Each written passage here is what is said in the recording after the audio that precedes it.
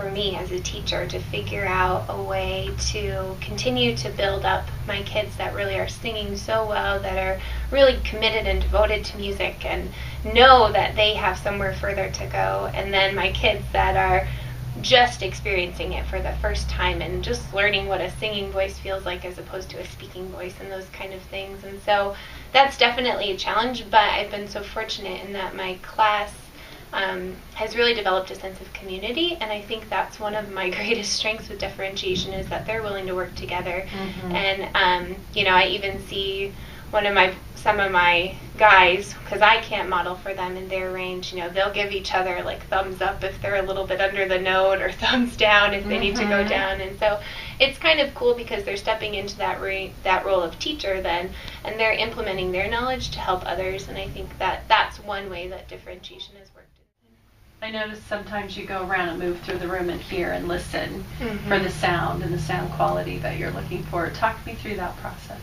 Yeah, in an ensemble class, especially in a choral ensemble, it's difficult because they do always work together. And so there's a lot of bodies, there's a lot of voices, and most of your instruction is group instruction, but ultimately your choir is only as good as your weakest singer. And so I spend a lot of time just trying to make sure I know the voices that need attention at that spot. And usually it's fairly obvious. You can hear if you have a kid not matching pitch.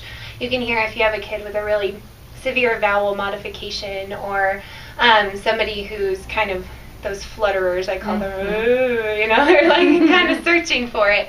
Those are pretty easy to hear, but what's harder to hear sometimes are those kids that are on pitch, who are in tune, but they're not fully singing correctly. They're doing that, I call it a thin sound, but it's a very light, not fully engaging their vocal mechanism. And so if you can get those kids who are really on tune, are really in tune and really in tune with their music, to learn to engage their vocal mechanism better, then the quality of your ensemble increases so much. And so when I'm walking around, I am listening for those problem kids that are having trouble with pitch matching, that are having trouble with rhythms, but I'm also really listening for those kids who are kind of floating underneath and they're doing fine, but they could do better. And so that's what I really listen for when I move. A couple of times you had the students do a self-rating, so talk me through that. They gave themselves a 1, 2, 3, 4, and I know near the end of the lesson you actually had them verbally give you the one, and some kids you had to kind of talk through where you thought they really were based on their self-evaluation and your evaluation, and you did that really beautifully in front of the whole group. Yeah, we eased into that, definitely, of it being in front of the whole group. We started where they would do it on paper, and I would write them a note back if I had a change or something. And we've really worked all year to have consistent and clear rubrics, and so they understand that if they're rating themselves as a 4, that means that they're engaged throughout the lesson, even when their part's not engaged, which in a choral ensemble is hard. Sometimes only one group is singing, and there are other kids that are listening, and so we've really talked through, what does that look like? What does a 4 look like? What are you aiming for? And if you are consistently a 4, what's the next step for you? Those kind of things.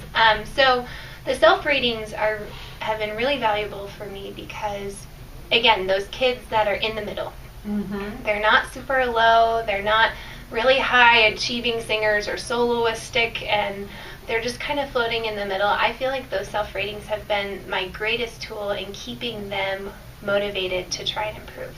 And so a lot of them will, they'll be honest and say 2.5 or 3, and I'll say, well, what can you do to get to that 3.5? Or, where is it? Is it behavior or singing? And a lot of times they realize, oh, it's actually my singing. I'm on task, but I'm not giving my best to my singing in this lesson. And so I use those self-checks for me too, just to know, are we ready to move on?